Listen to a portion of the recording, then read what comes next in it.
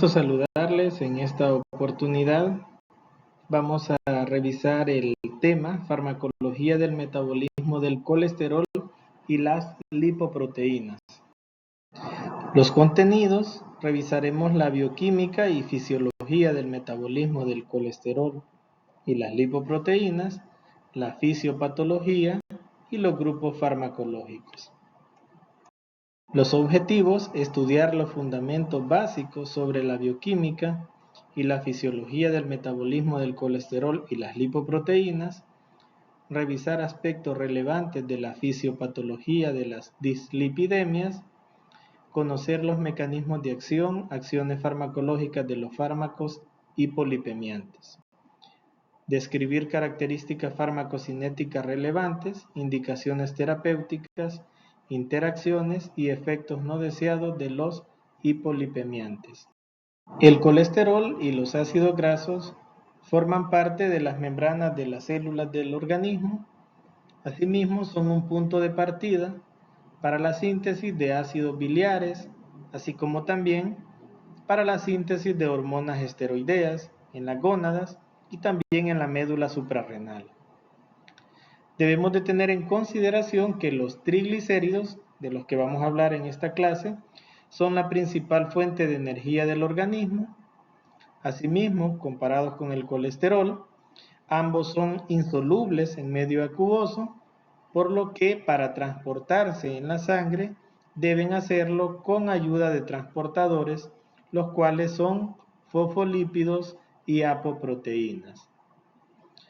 Por lo tanto, estamos conscientes que el colesterol y los triglicéridos son importantes en nuestro organismo, pero como podemos ver en la imagen, acá en el caso específico del colesterol, siempre y cuando se mantenga dentro de los límites normales, no hay ningún problema.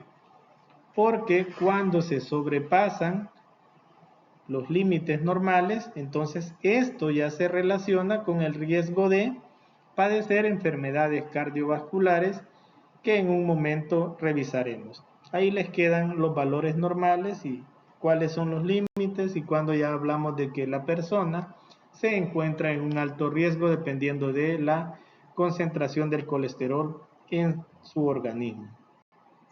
Proteínas, como podemos observar en la imagen, son partículas esféricas que transportan moléculas hidrófobas como son los triglicéridos, ésteres de colesterol y también las vitaminas liposolubles en la sangre.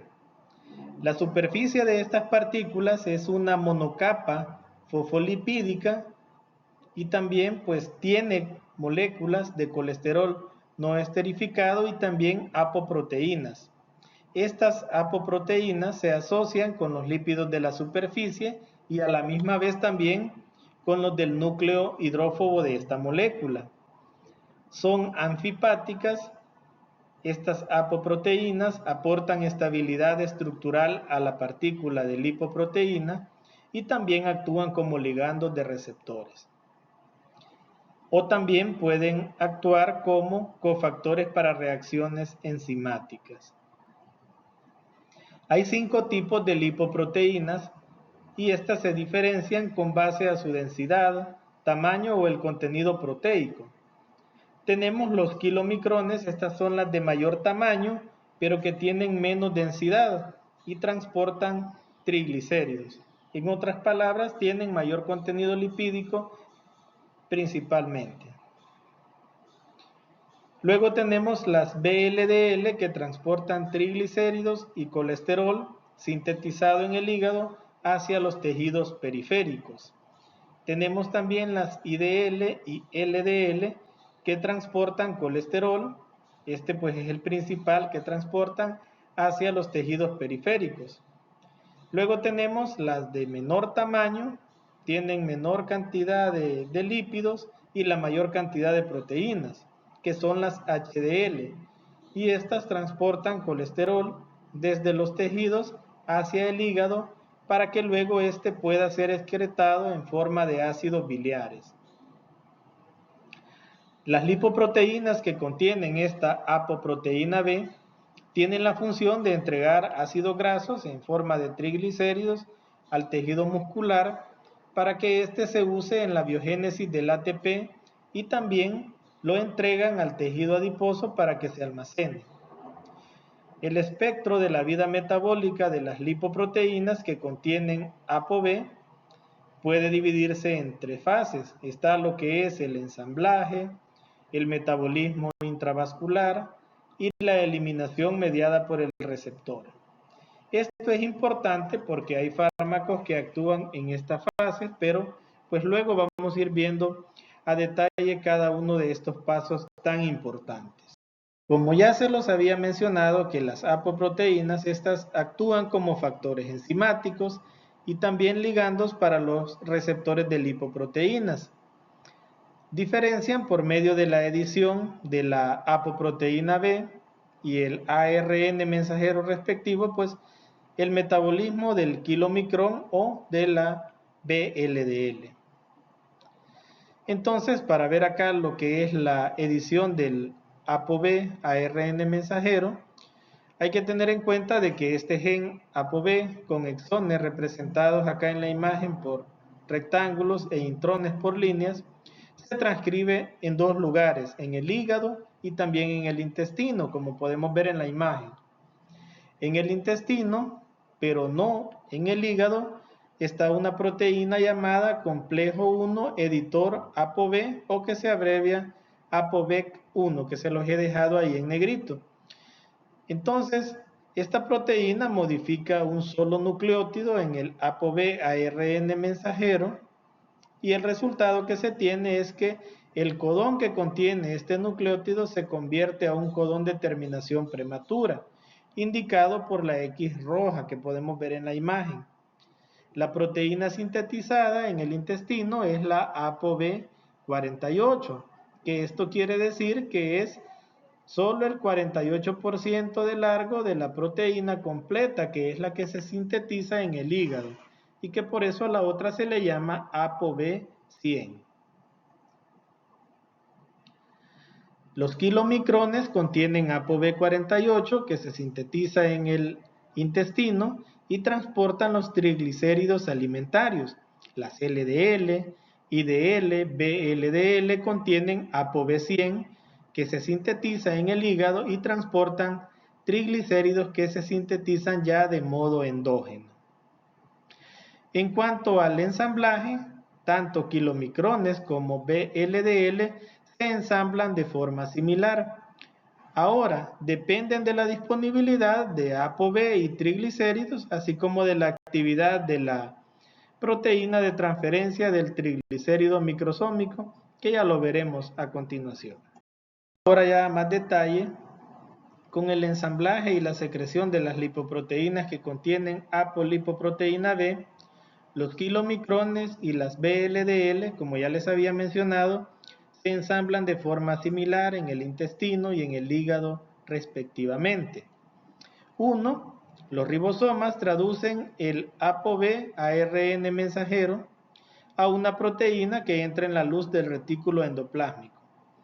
Si hay triglicéridos disponibles, la ApoB se lipidiza por acción de la proteína de transferencia del triglicérido microsómico, que es la que vemos ahí como MTP, en dos pasos distintos. En uno triglicéridos y en el siguiente con ésteres de colesterilo. En el punto 3, las partículas de kilomicrón o VLDL resultantes se secretan ya por exocitosis en los vasos linfáticos, si es en el intestino, y a la sangre directamente si es que se ha sintetizado en el hígado. En el punto 4, cada partícula ensamblada contiene una sola molécula de ApoB, que son las que ya conocemos y hemos mencionado. Respecto al proceso de absorción de colesterol y triglicéridos, a este proceso se le denomina vía exógena, por el hecho que los triglicéridos que transportan los kilomicrones proceden de los alimentos. En la imagen podemos observar que durante el proceso de la digestión de los ésteres de colesterol y los triglicéridos en los alimentos, estos se hidrolizan a colesterol no esterificado, ácidos grasos libres y monoglicéridos. El hígado secreta ácidos biliares, fosfolípidos y colesterol en la bilis, que se está almacenando en la vesícula biliar durante lo que es el periodo de ayuno. Una vez que hay presencia de alimento ya en la luz del tubo digestivo, entonces se promueve ya la secreción biliar a nivel del intestino delgado. Ahí ya los micelios y las vesículas solubilizan a los lípidos digeridos. La absorción en los enterocitos del duodeno y el yeyuno es por medio de estos micelios que se forman. Los ácidos grasos de cadena larga y monoglicéridos se captan por separado por medio de un transportador y luego se reesterifican para formar triglicéridos por acción de la enzima diacilglicerol aciltransferasa, que es la que vemos ahí en la imagen. Los ácidos grasos de cadena media se absorben directamente en la sangre portal y son metabolizados por el hígado. El colesterol biliar y el de los alimentos de los micelios entran al enterocito a través de un canal proteico que se llama el Niemann-Pick C1, similar a la proteína, y ahí podemos ver cómo es que se abrevia, NPC1L1. Parte del colesterol es bombeado de inmediato a la luz gastrointestinal por medio de una bomba. El colesterol dentro del enterocito se reesterifica a un ácido graso de cadena larga por acción de la enzima acetil coenzima A colesterol aciltransferasa, que está abreviada como ACAT. Luego se empacan con ApoB48, ApoA1, se añade pues esta como una apolipoproteína estructural adicional y se le da la exocitosis de lo que es ya el kilomicrón. Continuando con el metabolismo intravascular de las lipoproteínas que contienen ApoB, los kilomicrones y las partículas de VLDL deben activarse dentro de la circulación para que puedan realizar la entrega de triglicéridos a los tejidos adiposo y muscular. Para esto se requiere la adición de las moléculas de ApoC2, que estas provienen de las moléculas del HDL, como lo podemos observar acá en la imagen. Esto lleva un tiempo, por lo que hay un retraso en la activación, por lo tanto, pues circulan estos triglicéridos por todo el cuerpo en ese lapso de tiempo. También tenemos a la lipoproteína lipasa, que se abrevia LPL. Esta es una enzima lipolítica que se expresa en el endotelio de los capilares del tejido adiposo y muscular. Es una glucoproteína también. Y cuando los kilomicrones y las BLL ya adquieren la ApoC2 que les mencionaba, ya en este momento es que se pueden unir a la lipoproteína lipasa. ¿Para qué? Para que se dé la hidrólisis de los triglicéridos desde el núcleo de la lipoproteína y luego pues se liberan los ácidos grasos libres, los cuales son capturados por las células parenquimatosas vecinas y en el tejido adiposo y muscular, y también se capta lo que es el glicerol. Ahora revisemos la eliminación de las lipoproteínas que contienen ApoB, proceso mediado por receptor.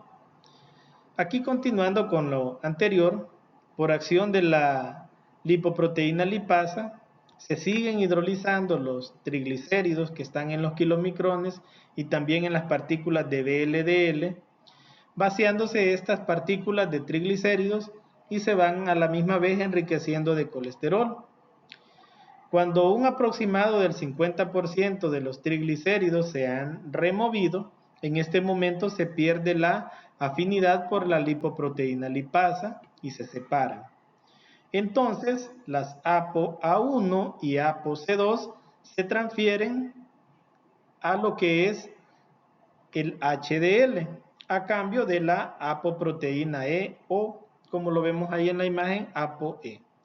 Esta sirve como un ligando de alta afinidad para el proceso de eliminación. Al adquirir las ApoE, las partículas se denominan remanentes de kilomicrón o remanente de VLDL. Estos remanentes son capturados en el hígado en un proceso de 3 pasos. El primero es el secuestro de las partículas por grandes proteoglucanos de heparansulfato en el espacio de Dice, entre lo que es el endotelio fenestrado de los sinusoides hepáticos y la membrana vasolateral de los hepatocitos. Luego, en el paso 2, se produce lo que es la remodelación de las partículas dentro del espacio de Dice, por acción de lo que es la lipasa hepática. Esta es una enzima similar a la lipoproteína lipasa, pero que se expresa en los hepatocitos.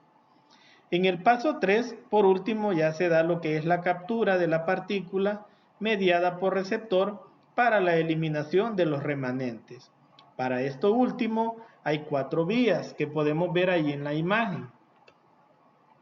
Las partículas pueden, en un caso, unirse y ser capturadas por el receptor LDL. En el otro, la proteína relacionada con el receptor LDL, que vemos ahí, LRP, o por proteoglucanos de heparansulfato.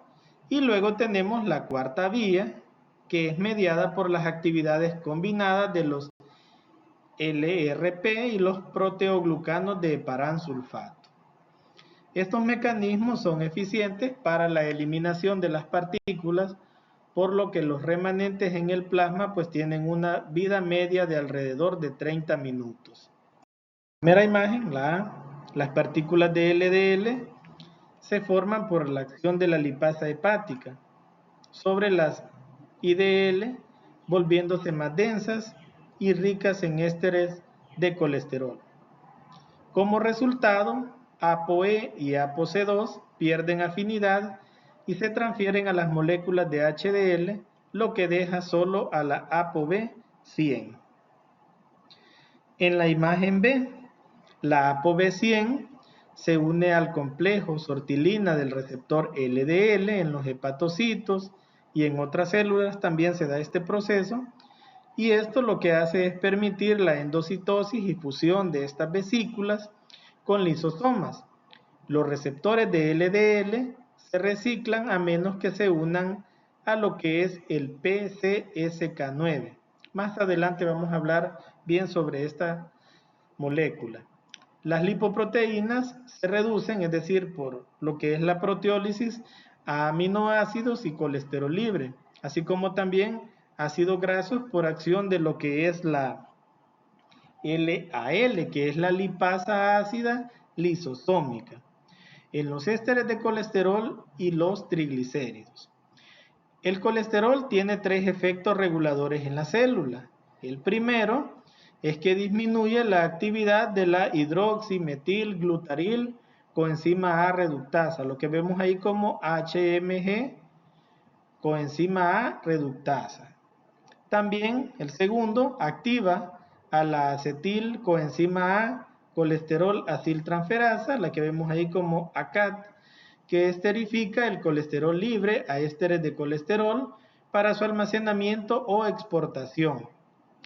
Y el tercero es que inhibe la transcripción del gen que codifica al receptor LDL y por lo tanto disminuye la captura de este colesterol por la célula. Todas las células del cuerpo tienen la capacidad de sintetizar todo el colesterol que necesitan, pero en cuanto a eliminarlo, solo el hígado tiene la capacidad de hacerlo como colesterol no esterificado en la bilis o convertirlo en ácidos biliares. Continuando acá y ampliando con lo que es la formación del HDL, hay que considerar que el HDL tiene un rol importante en la homeostasis del colesterol, al remover el colesterol excedente de las células y luego transportarlo en el plasma al hígado. Este proceso se le llama transporte reverso de colesterol. Ocurre ante todo en el hígado, aunque también en pequeña cuantía en el intestino. ApoA1 es secretada por el hígado o el intestino. Estas moléculas anfipáticas interactúan con la molécula ABCA1. Esta agrega una pequeña cantidad de fosfolípidos y colesterol no esterificado, formando la pequeña partícula HDL perebeta que vemos ahí en la imagen.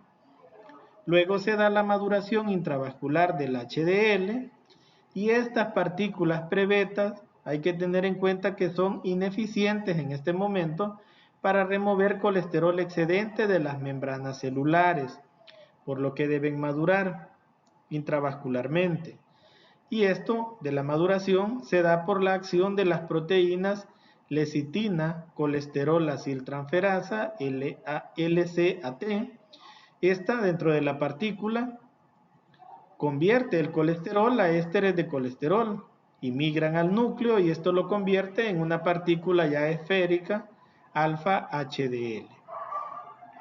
La segunda proteína importante que contribuye a la maduración del HDL en el plasma es la proteína de transferencia de fosfolípidos, la PLTP, que esta transfiere fosfolípidos de los remanentes con ApoB a la capa superficial de HDL. La remoción de colesterol de las células se produce cuando el colesterol no esterificado se transfiere de la membrana plasmática de las células ahora a el interior de una partícula de HDL, pero ya es el HDL esférico. Este estimula este proceso de flujo por la interacción de la ApoA1 del HDL con ese receptor que vemos ahí, abreviado como SR-B1, que es el receptor carroñero de clase B tipo 1, que se encuentra en la membrana plasmática y que permite el eflujo del colesterol. Esta capacidad del HDL para remover colesterol excedente de estas células se potencia, como ya se los mencionaba, también por las actividades de las enzimas LCAT y de la PLTP, que evitan la saturación del colesterol.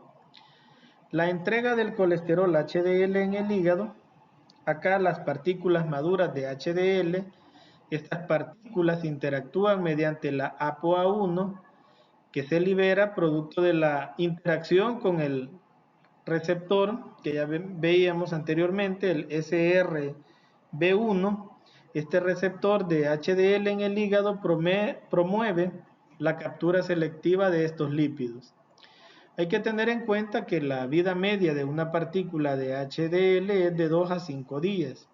Este proceso de entrega es más eficiente por la acción de la proteína de transferencia de éster de colesterol, que es la que vemos en la imagen, abreviada como CETP, y también por la lipasa hepática.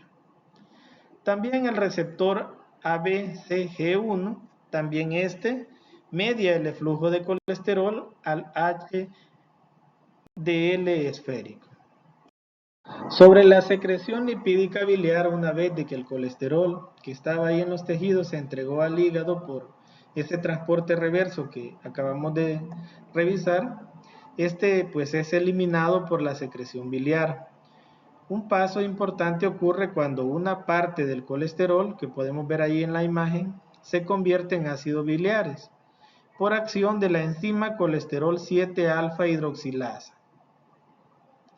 Los ácidos biliares son hidrosolubles y actúan como detergentes biológicos, ya que promueven estos la formación de micelios, es decir, esos agregados macromoleculares que son ricos en fosfolípidos derivados de las membranas. Solubilizan, por lo tanto, al colesterol en la bilis para poder transportarlo del hígado al intestino delgado. La formación de la bilis se inicia cuando estos ácidos biliares son transportados por esta bomba que vemos ahí, que es la ABCB11. Luego estos mismos ácidos biliares estimulan la secreción de los fosfolípidos y el colesterol, donde intervienen los transportadores ABCB4.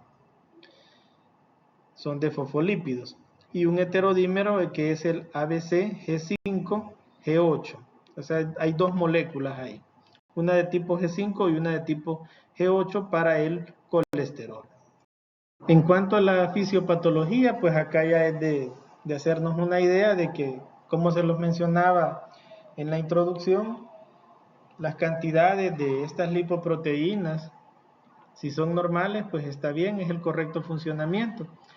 Pero una vez de que sobrepasan los límites normales, entonces ahí sobrevienen las patologías y vamos a revisar acá brevemente algunas de ellas. Tenemos lo que es la hipertrigliceridemia, tenemos la que es primaria. Esta se caracteriza por niveles elevados de triglicéridos en ayuno, es decir, no se ha ingerido comida y ya están elevados, mayores o iguales a 200 miligramos sobre decilitro, y lo normal pues es que sean menor a 150 miligramos sobre decilitros. Sus principales causas genéticas incluyen lo que es la hipertrigliceridemia familiar, que esto pues es un trastorno autosómico dominante. Los triglicéridos están elevados con el colesterol LDL normal y el HDL se reduce. Hay un posible defecto entonces en el metabolismo de ácidos biliares, lo que conlleva también a un aumento de lo que es el VLDL hepático. El manejo de esta situación pues se hace con dieta y ejercicio, y ya si los triglicéridos son mayores a 500 miligramos sobre decilitro, pues ahí ya se deben de considerar el uso de fármacos. Hay que iniciar el tratamiento farmacológico. También hay personas que tienen una deficiencia ya a nivel genético de familia de lo que es la lipoproteína lipasa, la LPL que veíamos. También esto es debido a un trastorno autosómico recesivo que genera la ausencia de esta lipoproteína lipasa activa. El diagnóstico pues se recurre a hacer una prueba de la actividad de lipasa tras la infusión de heparina. Hay ciertas manifestaciones que se producen en esta condición clínica adversa, como es la quilomicronemia, pancreatitis, santomas, hepatomegalia, esplenomegalia, y el tratamiento en un primer momento es dieta libre de grasas, evitar el alcohol y también los glucocorticoides. Tenemos también la deficiencia de la apoproteína o la que llamamos ApoC2. Este es un trastorno genético raro y es similar pues como cuando se da la deficiencia de la lipoproteína lipasa. Entonces, pues la falta de este ApoC2, que es un cofactor esencial para la lipoproteína lipasa, pues también conduce a problemáticas. Aquí se puede hacer un diagnóstico diferencial, ¿verdad? Mejora de triglicéridos tras la infusión de plasma que contiene la ApoC2. Tenemos también lo que es la hiperlipidemia mixta. Esta se caracteriza por niveles elevados de colesterol total, LDL y también los triglicéridos, juntos con el colesterol HDL reducido. Es decir, el colesterol HDL cuando los valores son altos es muy bueno. Cuando están disminuidos es complejo, porque acordemos que el HDL es el que nos ayuda a remover el colesterol de los tejidos periféricos para poder eliminarlo. Entonces, las principales causas de esta situación incluyen lo que es la hiperlipidemia familiar combinada, un trastorno que es común asociado al síndrome metabólico, donde hay obesidad abdominal, intolerancia a la glucosa y también hipertensión. Y se presenta con triglicéridos y colesterol total moderadamente elevados y el HDL bajo. Posibles causas: resistencia a la insulina, que también aumenta más lo que es la lipólisis, y eso genera más ácidos grasos al hígado y por lo tanto hay una mayor producción de VLDL y ApoB. Tratamiento: modificación dietética, fármacos también hay que empezar a administrarlos. Luego vemos cuáles. Los trastornos del metabolismo del HDL, acá cuando disminuye el colesterol HDL, esto representa un factor de riesgo independiente para aterosclerosis y también para la enfermedad cardiovascular como tal. Esto se da cuando existen también defectos genéticos raros que afectan el metabolismo del HDL. Principalmente está involucrado ApoA1, la otra proteína ABCCA1, la LCAT, y esto pues conlleva a que existan niveles bajos de HDL sin tratamientos efectivos posibles. El HDL bajo suele también estar asociado con obesidad visceral y resistencia a la insulina. Ahora, ¿qué factores elevan el HDL o lo normalizan? El ejercicio aeróbico, disminuir la ingesta de alcohol, ¿verdad? Que sea un consumo moderado, el uso de estrógenos y también el tratamiento con corticosteroides. Por otra parte está lo que es la proteína de transferencia de ésteres de colesterol. Cuando hay una reducción en su actividad, los niveles de HDL se elevan. Y esto pues se debe a que hay una menor transferencia de colesterol desde lo que es el HDL a otras partículas. Sin embargo, niveles de HDL altos no siempre son cardioprotectores. Hay que tener también en cuenta esto, ya que en algunos casos pues esta baja actividad de esta molécula, de la proteína de transferencia de ésteres de colesterol, pues puede aumentar el riesgo de aterogénesis y en otros también casos puede ser beneficiosa. Entonces se requiere acá más investigación sobre los polimorfismos de esta molécula y el impacto que estos puedan tener en el metabolismo lipídico y por supuesto en el riesgo cardiovascular. Otros factores genéticos, tenemos acá variaciones en la lipasa hepática y la lipasa endotelial que también pueden elevar el HDL. Las hiperlipidemias secundarias, además de las causas genéticas de las dislipidemias primarias, también hay otros factores secundarios que pueden inducir las alteraciones en los lípidos plasmáticos. El alcohol como tal aumenta la síntesis de ácidos grasos, esto se esterifica con el glicerol y aumentan pues la formación de triglicéridos. El resultado que se da de esto pues es una mayor producción hepática de VLDL y se pues manifiesta lo que es una hipertrigliceridemia. La diabetes mellitus de tipo 2, esta causa síntesis y secreción aumentada de VLDL, disminuye también lo que es el catabolismo de kilomicrones y VLDL por la lipoproteína lipasa. Entonces se elevan los niveles de ApoC3, lo que inhibe aún más el catabolismo de estas partículas. También el hipotiroidismo es una causa común e importante de dislipidemia secundaria. Así de forma muy general sobre la cardiopatía coronaria, pues esta es la principal causa de muerte alrededor del mundo. Esta enfermedad está relacionada con concentraciones elevadas de lipoproteínas de baja densidad del colesterol y triglicéridos, junto con concentraciones bajas de lipoproteínas de alta densidad del colesterol. En otras palabras, acá el riesgo es que estén elevadas las LDL, VLDL, los triglicéridos y disminuido el HDL. Los valores de colesterol pueden elevarse a consecuencia de factores de estilo de vida, como son la falta de ejercicio y el exceso de grasas saturadas en la dieta. Por lo que un cambio apropiado en el estilo de vida junto con el tratamiento farmacológico pues puede producir una reducción del 30 al 40% de la mortalidad por cardiopatía coronaria. Entonces, pues estos fármacos son muy importantes los que vamos a revisar. Estos fármacos para tratar las hiperlipidemias a menudo se toman por tiempo indefinido para poder controlar las concentraciones plasmáticas de lípidos. Iniciando ya la revisión de los fármacos como tal, tenemos el primer grupo que se le llama las estatinas, que son fármacos inhibidores de la hidroximetilglutaril coenzima A reductasa. Las estatinas, acá tenemos a la atorvastatina, fluvastatina, lovastatina, pivastatina, pravastatina, rosuvastatina y simvastatina.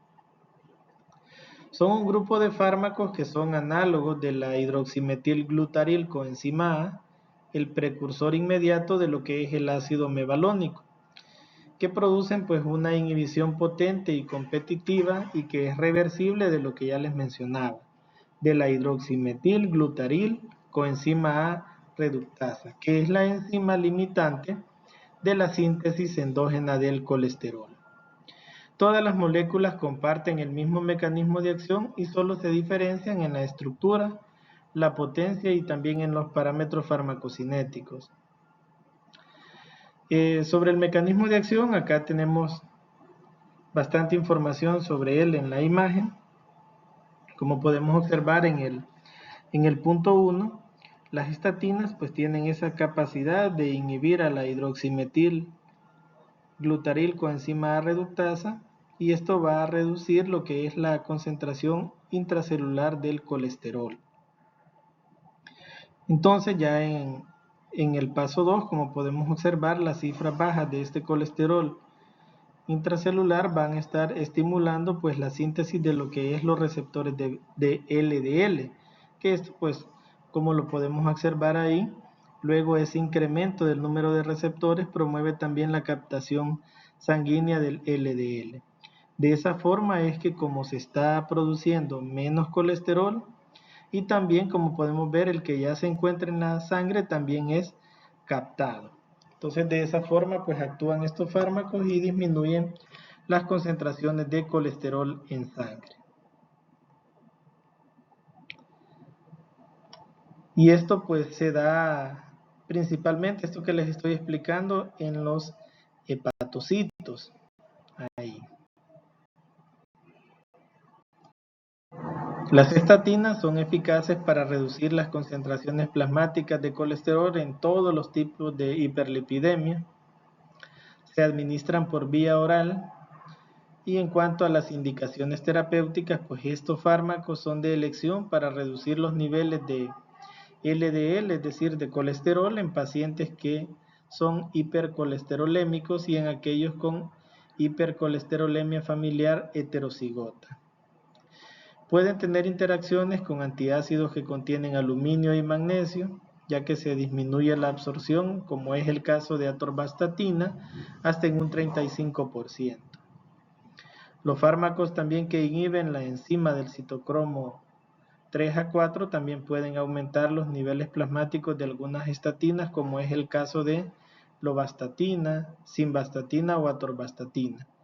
Y esto pues también no es tan beneficioso como uno creería, que porque hay más niveles del fármaco en sangre aumenta la concentración, que va a hacer más la disminución del colesterol. Al contrario, esto se asocia con la elevación del riesgo de efectos adversos que estas tienen, como son la hepatotoxicidad y las miopatías, es decir, efectos no deseados a nivel del músculo. Mientras que los inductores de lo que es el citocromo 3A4 pues disminuyen las concentraciones en sangre, y por supuesto también acá sí se afecta la efectividad. En cuanto a los parámetros farmacocinéticos, en el caso de lovastatina y simvastatina, estas sí son lactonas que se hidrolizan para poder convertirse en el compuesto activo. Las demás pues ya se administran en su forma activa. La absorción de estos fármacos es variable del 30 al 85% por vía oral. Todas se metabolizan en el hígado, algunas tienen metabolitos con cierta actividad, se excretan sobre todo en la bilis y en las heces, aunque también pueden eliminarse por la orina. Ahí en la tabla pues les dejo información de importancia sobre aspectos farmacocinéticos para que ustedes la revisen. Esto es algo muy particular y es sumamente importante, así que ténganlo muy en cuenta, lo que son los efectos pleiotrópicos de las estatinas. Incluyen propiedades antiinflamatorias, antitrombóticas, aumentan la fibrinólisis y disminuyen también la presión arterial. Ahí les dejo pues esa tablita donde hay una gran cantidad de información para que ustedes la revisen con detenimiento. Ahora pasemos a la revisión de los inhibidores de la secreción de VLDL. Tenemos al fármaco lomitapida. El mecanismo de acción de este fármaco es que es un inhibidor de la proteína transportadora de triglicéridos, la que vemos ahí en la imagen, la MTP, que esta pues se encuentra en el retículo endoplásmico de los hepatocitos, y al inhibir a esta proteína transportadora de triglicéridos, lomitapida lo que hace es reducir la producción de lipoproteínas ricas en triglicéridos, como son las VLDL, que son las lipoproteínas de muy baja densidad, lo que resulta pues en una disminución de los niveles de colesterol LDL en sangre. Las indicaciones terapéuticas es en hipercolesterolemia familiar y las reacciones adversas más frecuentes son las gastrointestinales, náuseas, vómitos, dolor abdominal, distensión abdominal, estreñimiento y flatulencia, es decir, producción de gases. También tenemos el otro fármaco que es mipomercen. El mecanismo de acción de este es que es un oligonucleótido antisentido que se dirige al ARN mensajero de la apolipoproteína B, es decir, la ApoB. Al unirse al ARN mensajero, inhibe la producción de la ApoB, que es esencial para que se puedan formar las lipoproteínas LDL. Esto pues va entonces a disminuir lo que es la producción de LDL. Los efectos adversos de este fármaco incluyen reacciones en el sitio de inyección, síntomas parecidos al resfriado, aumentos también en la proteína reactiva C y puede elevar las transaminasas hepáticas. Luego tenemos ahí a los secuestrantes de ácidos biliares. Estos actúan en el intestino delgado, ahí es donde estos fármacos se unen a los ácidos biliares, como podemos observar ahí en la imagen, los ácidos biliares de carga negativa y se unen en una forma no covalente, forman complejos de lo que es la resina, es decir, el secuestrante de ácido biliar y el ácido biliar. Ese complejo no se absorbe, entonces, de esa forma, como consecuencia, se inhibe lo que es la circulación enterohepática de los ácidos biliares y la absorción digestiva de lo que es el colesterol. Entonces, como no se absorben, luego pues se eliminan por las heces. Los 3 secuestradores de ácido biliar que están disponibles son colestiramina, colesevelam y colestipol. Estos fármacos hay que tener en cuenta que también pueden disminuir la absorción de vitaminas liposolubles, pueden unirse con algunos fármacos administrados de manera conjunta, como es la digoxina, warfarina, y entonces también va a disminuir la biodisponibilidad de estos fármacos. Colesevelam es el más selectivo y parece que evita este problema de las interacciones. Tenemos también fármacos que inhiben la absorción de lo que es el colesterol. Acá el objetivo es reducir la absorción de colesterol a nivel del intestino delgado. Reducen el colesterol LDL al inhibir también lo que es la producción hepática de las VLDL. El mecanismo de acción de este fármaco es ezetimiba. Este se une a una proteína transportadora específica que ya la mencionábamos anteriormente, que es la Niemann-Pick C1 like 1, que pues es el responsable de la absorción del colesterol de los alimentos en el intestino delgado, y evitando pues la absorción de ese colesterol va a disminuir en sangre. Se indica para el tratamiento de la hipercolesterolemia primaria, hipercolesterolemia familiar y también para la hiperlipidemia mixta. Las reacciones adversas que se presentan es problemas hepáticos, también afecta lo que es a nivel del músculo. Como se han dado cuenta, muchos de estos fármacos pues producen efectos a nivel del músculo, como es la miopatía, mialgia, dolor en el músculo, hasta incluso rhabdomiólisis. También a los fibratos. Acá tenemos al fenofibrato y al genfibrosilo. Estos fármacos son derivados del ácido fíbrico y reducen la concentración sérica de los triglicéridos y aumentan también los valores del HDL. El mecanismo de acción es que los receptores activados por el proliferador de peroxisomas, el PPR, que son miembros de la familia de receptores nucleares que regulan el metabolismo de los lípidos, estos receptores PPR o PPAR alfa funcionan como factores de transcripción activados por ligando.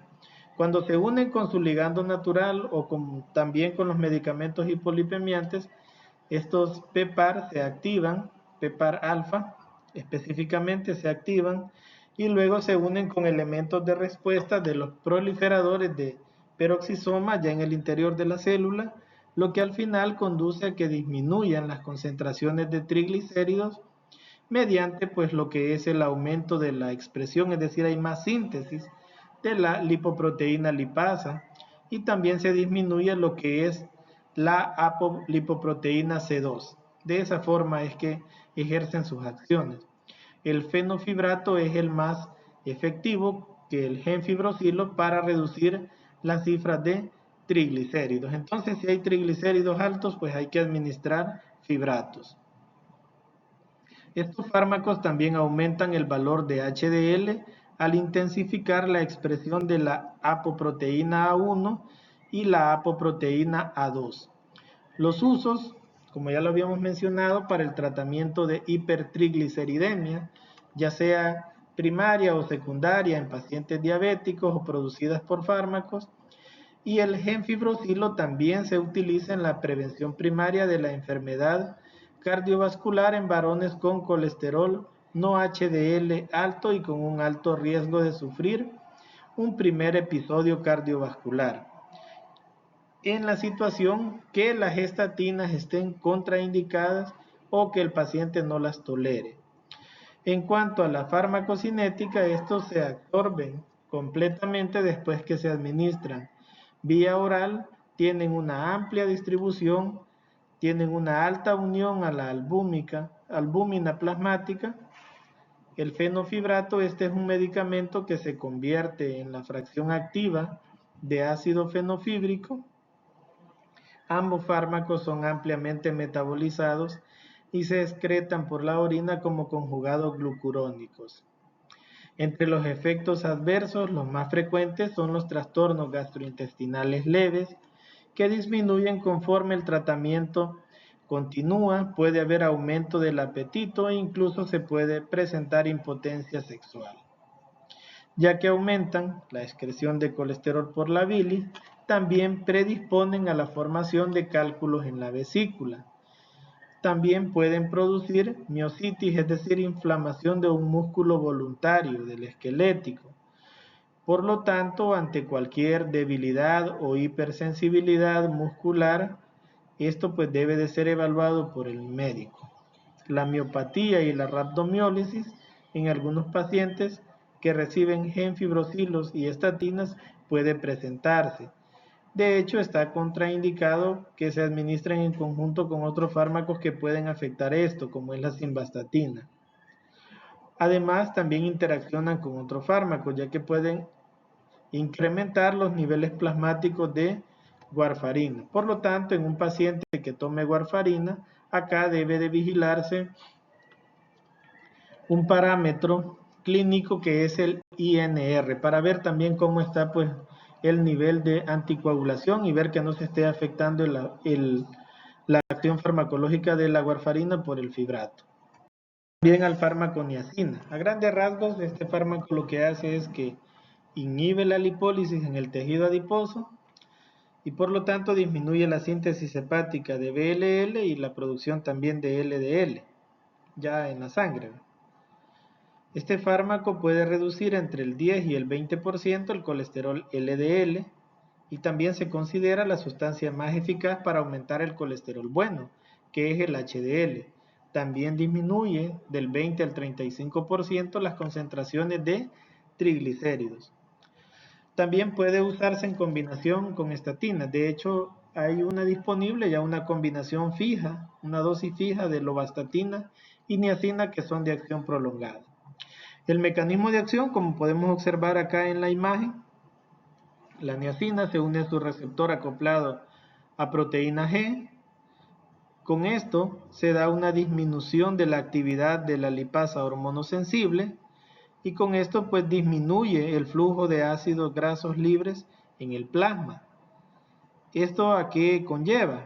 A que también en el hígado este flujo de ácidos grasos libres disminuidos también reduzca la síntesis acá a nivel del hígado de triglicéridos y con esto también se va a limitar la síntesis de VLDL.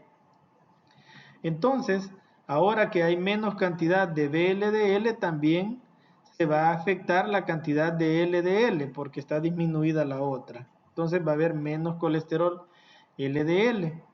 Entonces, Esto pues va a conllevar a que haya una menor entrega de colesterol en las células periféricas y por el contrario, como se aumenta el HDL, entonces ahora el transporte reverso de colesterol HDL sí aumenta. Entonces se retira más colesterol de las células periféricas y con esto pues cuando ya llega nuevamente al hígado se da ya la remoción de este como tal, excretándose en la forma de colesterol en la bilis aumentada y también como ácidos biliares. Y es que esto también recordemos que la niacina aumenta la vida media de la ApoA1, que es una importante apoproteína de lo que es el HDL. Y con eso pues es que aumenta la actividad de este y el tiempo de vida de este.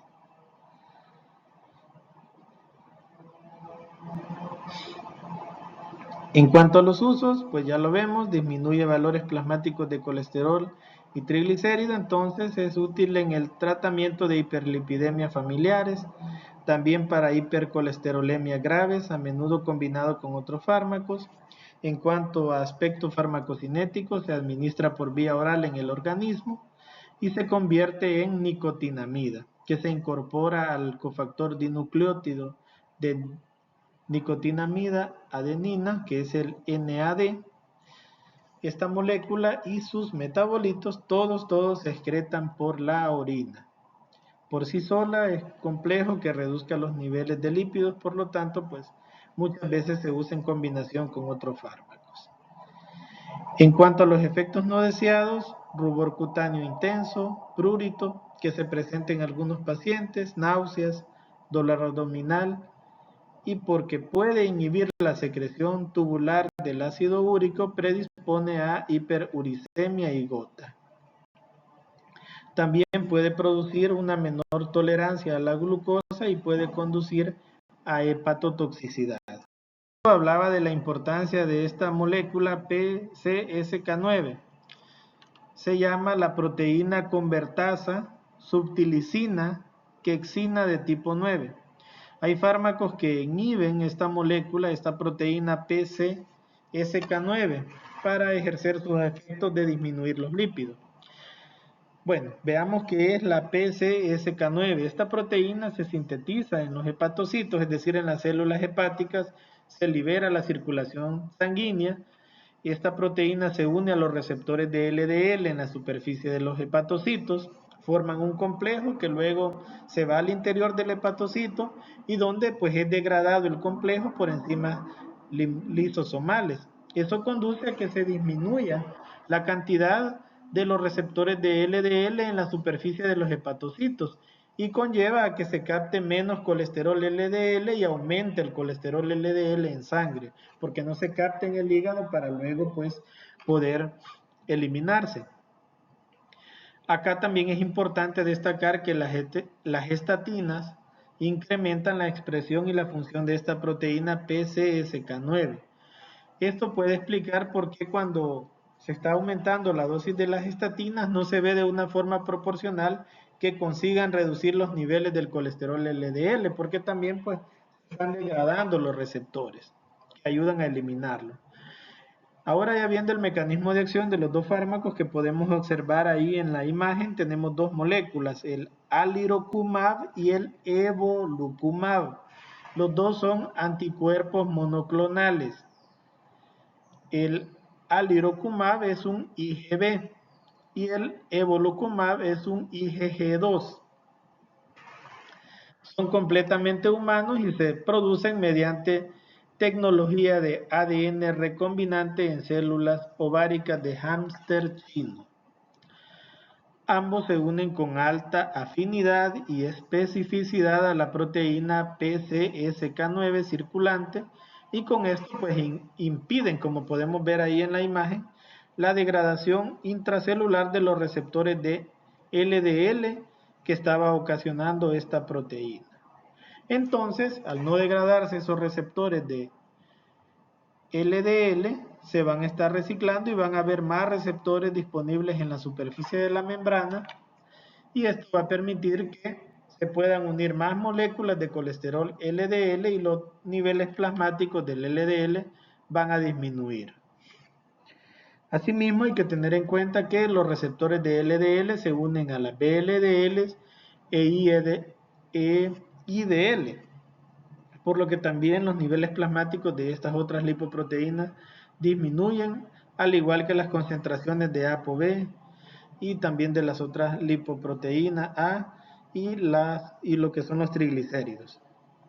Interacciones no se pueden administrar en mujeres en estado de embarazo ni en periodo de lactancia. Indicaciones terapéuticas para la enfermedad cardiovascular aterosclerótica, en el caso de hipercolesterolemia familiar homocigótica, y los efectos adversos, eritema, puede haber también prurito en la zona de inyección, dolores de cabeza. Acá les dejo una información relevante de aspectos farmacocinéticos sobre diferentes fármacos que hemos venido revisando. Por último, les comparto acá dos tablitas, una donde encontramos información sobre los valores deseables para prevenir también enfermedades cardiovasculares, cómo deben de andar nuestros lípidos en sangre y también pues otras pautas para lo que es el tratamiento basado en las cifras de colesterol LDL y el riesgo de sufrir un accidente coronario. Por su atención prestada, muchas gracias.